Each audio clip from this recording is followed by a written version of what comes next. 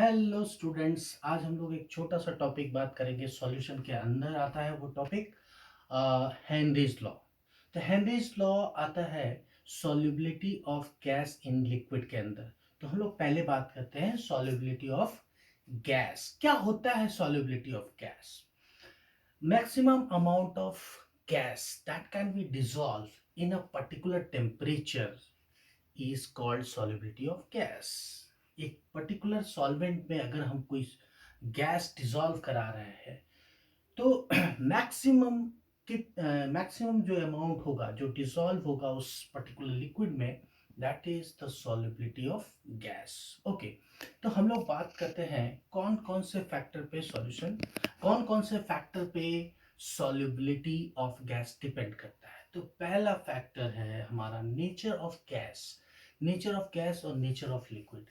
तो nature of gas की अगर हम बात करते हैं, हम लोग जनरली वाटर के बारे में बात करेंगे। तो वाटर के अंदर हम लोग देखते हैं कि हीलियम और हाइड्रोजन बहुत कम डिसॉल्व होता है।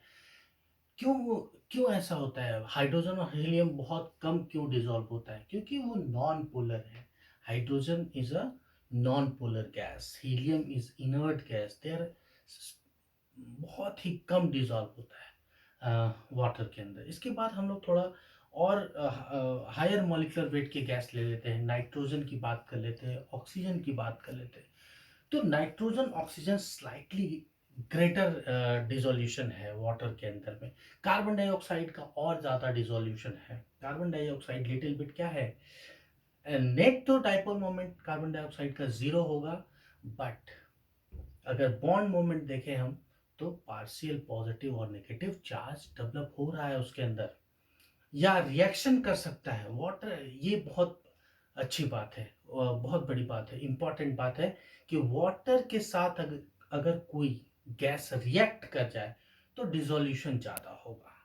अगर कोई गैस आयोनाइज हो जाए, वाटर के अंदर जाके आयोनाइज हो जाए, एच सी एल को पानी में डालो, आयोनाइज हो जाता है तो वो ज़्यादा डिसॉल्व होगा। HCl गैस को अगर वाटर में डालोगे तो डिसोल्यूशन ज़्यादा होगा। NO2 का डिसोल्यूशन ज़्यादा होगा। SO2 is also polar.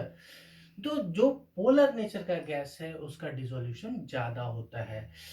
एक तरह से हम लोग ऐसा भी बोल सकते हैं कि जो गैस जितना इजीली लिक्विफाई हो सकता है उसका डिसोल्यूशन एक पर्टिकुलर लिक्विड में ज़्यादा होता है। ओके, तो पहला फैक्टर हो गया नेचर ऑफ गैस। अब हम लोग बात करते हैं टेम्परेचर के बारे में। तो टेम्परेचर का क्या इफेक्ट होता है डिसोल्यूशन में?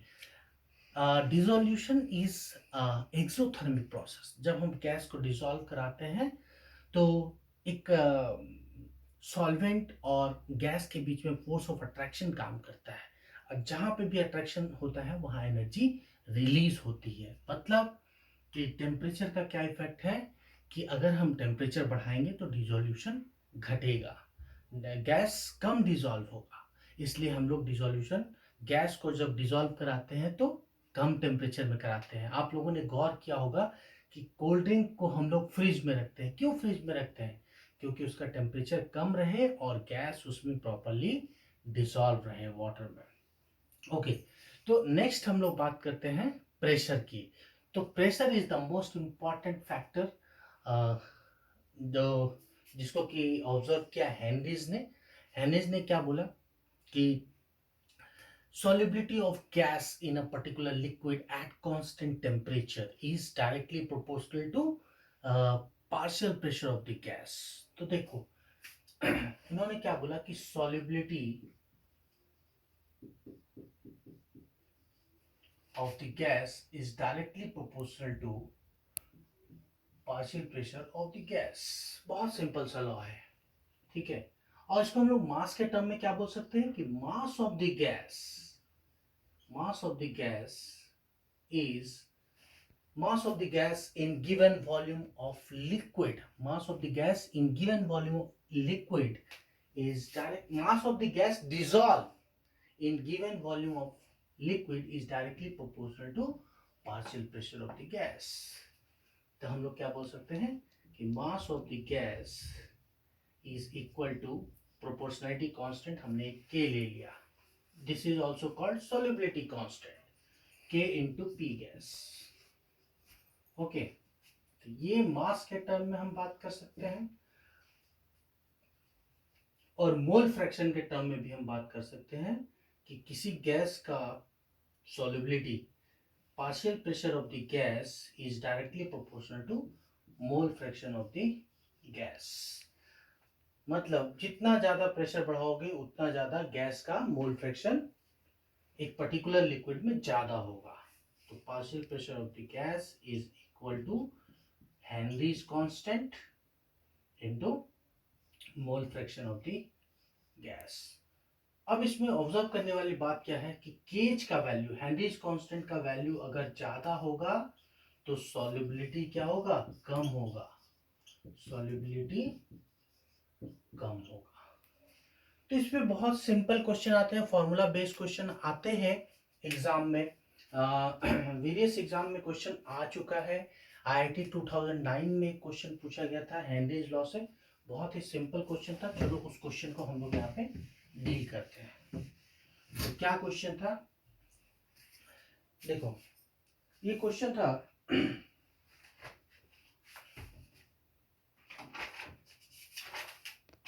Henry's law constant for the solubility of nitrogen gas. Henry's law constant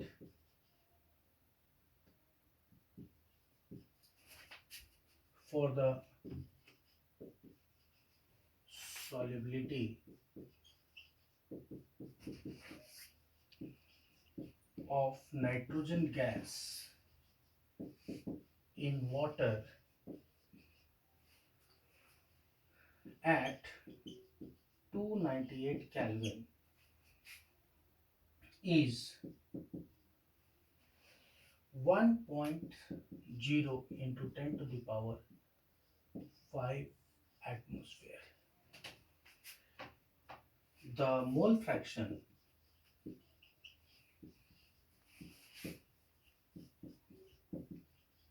fraction of nitrogen in air is 0.8. The number of moles of nitrogen from air, the number of moles of nitrogen from air dissolved in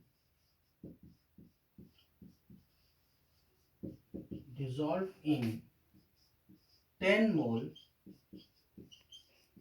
of water at 298 Kelvin and 5 atm pressure, 5 atm pressure is, ये question था, ठीक है। अब ये IIT 2009 का question है। तो अब इस क्वेश्चन में हम लोग हेनरीज लॉ कांस्टेंट दिया हुआ है, मतलब केज का वैल्यू दिया हुआ है, केज का वैल्यू है 1.0 into 10 to the power 5 atmosphere. अब देखो क्वेश्चन को ध्यान से पढ़ो। The mole fraction of nitrogen in air is 0.8। Okay, the number of, तो मोल फ्रैक्शन ऑफ नाइट्रोजन दिया हुआ है कितना, 0.8, and the number of moles of nitrogen from air dissolved in 10 mole of water। तो moles of water यहाँ पे दिया हुआ है, moles of water दिया हुआ है 10 मोल, और moles of nitrogen dissolve पूछ रहा है, moles of nitrogen dissolve ये पूछ रहा है, ठीक है। तो इसमें सिंपल सा हमें फॉर्मूला लगाना है। क्या फॉर्मूला लगाएंगे, देखो एक फॉर्मूला तो लगाना है आपको, पार्शियल प्रेशर ऑफ नाइट्रोजन निकालना होगा। पार्शियल प्रेशर ऑफ नाइट्रोजन निकालेंगे, मोल fraction of nitrogen into total pressure. तो टोटल प्रेशर कितना अप्लाई कर रहा है, एटमॉस्फेरिक प्रेशर 5 एटमॉस्फेयर, मतलब मोल फ्रैक्शन है 0.8 और टोटल प्रेशर है 5। मतलब 4 एटमॉस्फेयर प्रेशर नाइट्रोजन लगा रहा है वाटर के ऊपर। ओके, तो अब हम लोग हेनरीज लॉ का फॉर्मूला लगाएंगे कि partial pressure of gas is equal to Henry's law constant into mole fraction of the gas. तो पार्शियल प्रेशर कितना है इसका 4 एटमॉस्फेयर। हेनरीज लॉ कांस्टेंट कितना है 1.0 into 10 to the power 5 atmosphere. ये भी एटमॉस्फेयर में है, एटमॉस्फेयर में ये भी है। यूनिट पे आपको पूरा ध्यान देना है। और मोल फ्रैक्शन के लिए हम लिख सकते हैं moles of nitrogen upon moles of nitrogen plus moles of water. Okay, तो यहाँ पे देखो Henrys law constant is only valid for dilute solution. यहाँ पे बहुत ज़्यादा कंसंट्रेशन नाइट्रोजन का नहीं होता है, तो हम लोग डायरेक्टली इसको क्या लिख सकते हैं कि moles of nitrogen is much less than moles of water.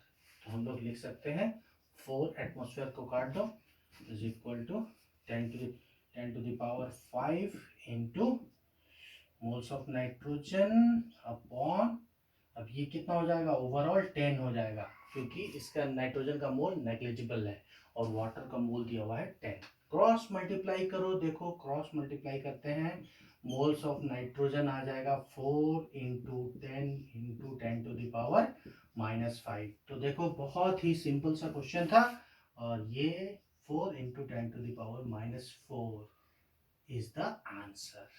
ये 4 into 10 to the power -4 mole nitrogen उस वाटर में डिसॉल्व है। तो ये बात हो गया एक न्यूमेरिकल के बारे में, सिंपल सा फॉर्मूला बेस्ड न्यूमेरिकल आता है। देखो एक न्यूमेरिकल में जस्ट फॉर्मूला बेस्ड आपको देता हूँ। मान लो कि सॉल्युबिलिटी है 10 ग्राम पर लीटर, सॉल्युबिलिटी दिया हुआ है किसी, मान लो सपोज ऑक्सीजन गैस है, एक पर्टिकुलर वाटर है, वाटर में ठीक है ये 10 ग्राम पर लीटर ऐसा मान लिया मैंने, ठीक है 10 ग्राम पर लीटर O2 डिजॉल्व है। टेम्परेचर कांस्टेंट रखना है। ओके, टेम्परेचर जब तक टेम्परेचर कांस्टेंट नहीं होगा हेनरीज लॉ वैलिड नहीं होगा। ओके, अब आपसे पूछ रहा है कि ये किस प्रेशर पे था, सपोज 5 एटमॉस्फेयर प्रेशर पे था। अगर हम प्रेशर को बढ़ा के 10 एटमॉस्फेयर कर दें तो सॉल्युबिलिटी आपको बताना है। तो हमारे पास क्या है, mass is directly proportional to pressure of the gas. तो हम लिख सकते हैं m1 by m2 is equal to p1 by p2। Proportionality constant कट जाएगा। अब यहाँ मास दिया हुआ है देखो 10 अपॉन m2, p1 दिया हुआ है 5 और p2 कितना दिया हुआ है 10। तो देखो डबल हो जाएगा, ये m2 कितना हो जाएगा, ये 2 बार में काट दो, और m2 इज इक्वल टू कितना आ जाएगा बताओ 20। m2 का वैल्यू आ जाएगा 20 ग्राम। मतलब देखो प्रेशर डबल कर रहे हैं तो गैस का सॉल्युबिलिटी भी डबल हो रहा है। बस यही इतने ही सिंपल क्वेश्चन पूछे जाते हैं। ओके, अब हम लोग थोड़ा सा थर्मोडायनेमिक्स के बारे में बात कर लेते हैं कि इसका डेल्टा एच क्या होता है। ये भी क्वेश्चन पूछ सकता है, डेल्टा एच और डेल्टा एस का वैल्यू क्या होता है सॉल्युबिलिटी ऑफ गैस अगर हम कर रहे हैं किसी पर्टिकुलर लिक्विड में। तो डेल्टा एच नेगेटिव होता है और डेल्टा एस भी नेगेटिव होता है। डेल्टा एस नेगेटिव क्यों होता है, क्योंकि गैस ज़्यादा रैंडम है, आप उसको वाटर के अंदर डिसॉल्व करा रहे हैं, कम स्पेस मिल रहा है, तो कम स्पेस मिल रहा है तो रैंडमनेस कम हो गई। ओके, अब हम लोग बात कर लेते हैं एप्लीकेशन के बारे में। तो एप्लीकेशन क्या क्या है हेनरीज लॉ का, एप्लीकेशन ऑफ हेनरीज लॉ। तो पहला तो है कि एडिटेड ड्रिंक के लिए, एडिटेड ड्रिंक में सोडा वाटर वगैरह अगर हम लोग बनाते हैं तो उसमें कार्बन डाइऑक्साइड मिक्स करते हैं, और इसका प्रेशर जितना बढ़ाओगे कार्बन डाइऑक्साइड का प्रेशर जितना बढ़ाओगे उतना ज़्यादा गैस का डिसोल्यूशन होगा। तो यहाँ से हमें पता चल गया कि प्रेशर बढ़ाने से डिसोल्यूशन ज़्यादा होता है, इसलिए कभी भी सोडा वाटर बनाने के लिए हमें हाई प्रेशर पे उसको पैक करना चाहिए। दूसरा है कि स्क्यूबा डाइवर्स डीप सी वगैरह में, स्क्यूबा डाइवर्स अगर डीप सी वगैरह में जाते हैं तो क्या होता है कि नाइट्रोजन नाइट्रोजन की सॉल्युबिलिटी बहुत ज़्यादा बढ़ जाती है प्रेशर बढ़ने के कारण। अमाउंट भी ज़्यादा होता है, अबाउट 78% के करीब है नाइट्रोजन एटमॉस्फेयर में। तो जब डीप सी में जाने के कारण क्या होता है, प्रेशर बढ़ जाता है, और प्रेशर बढ़ने के कारण नाइट्रोजन गैस बहुत ज़्यादा ब्लड में डिजॉल्व हो जाता है। और जब हम बाहर आते हैं, प्रेशर रिलीज करते हैं, मतलब प्रेशर घटता है, तो नाइट्रोजन गैस बहुत तेजी से ब्लड से निकलना शुरू होता है, और जिसके कारण यहाँ पे ब्लड वेसल्स में बबल्स बन जाते हैं, और इस कंडीशन को हम लोग बोलते हैं बेंडिंग। और इसके कारण डेथ भी हो सकती है, बहुत सीरियस पेन होता है, जैसे हड्डी टूटने से भी ज़्यादा पेन होता है वैसा पेन होता है। ओके, तो यहाँ पे हम लोग क्या करते हैं, यहाँ पे हम लोग इसकी सॉल्युबिलिटी कम कराने के लिए इसमें आर्गन मिला देते हैं।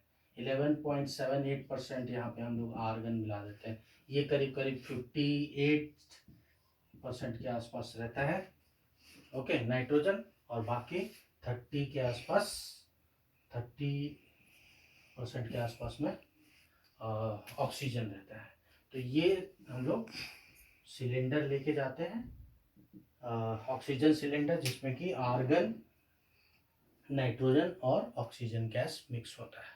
तो यहाँ पे हम लोग बहुत हद तक इसको बेंडिंग को रिड्यूस कर सकते हैं। थर्ड इसका एप्लीकेशन क्या है कि एक हो गया सोडा वाटर, एक हो गया हमारा डीप सी। डीप सी में नाइट्रोजन की सॉल्युबिलिटी के ऊपर हम लोग बात कर लिए, और कहाँ और क्या कर सकते हैं, चलो, तो ये हो गया हमारा एप्लीकेशन के बारे में, ठीक है। नेक्स्ट हम लोग बात कर लेते हैं लिमिटेशंस, जो कि जानना बहुत इंपॉर्टेंट है। लिमिटेशन क्या है हेनरीज लॉ का, बहुत हाई प्रेशर पे वैलिड नहीं है, हाई प्रेशर पे वैलिड नहीं है। प्रेशर क्या होना चाहिए, लो होना चाहिए। यहाँ पे लिमिटेशन है, हाई प्रेशर पे हेनरीज लॉ वैलिड नहीं है, हाई टेम्परेचर पे वैलिड नहीं है, हाई टेम्परेचर पे वैलिड नहीं है।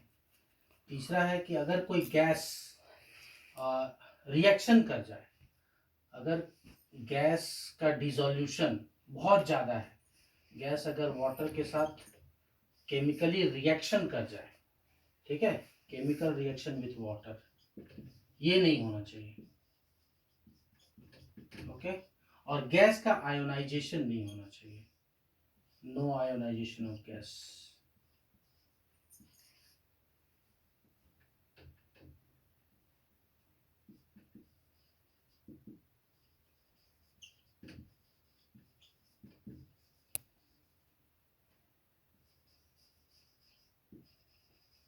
Okay, so this is all about Henry's law. Thank you.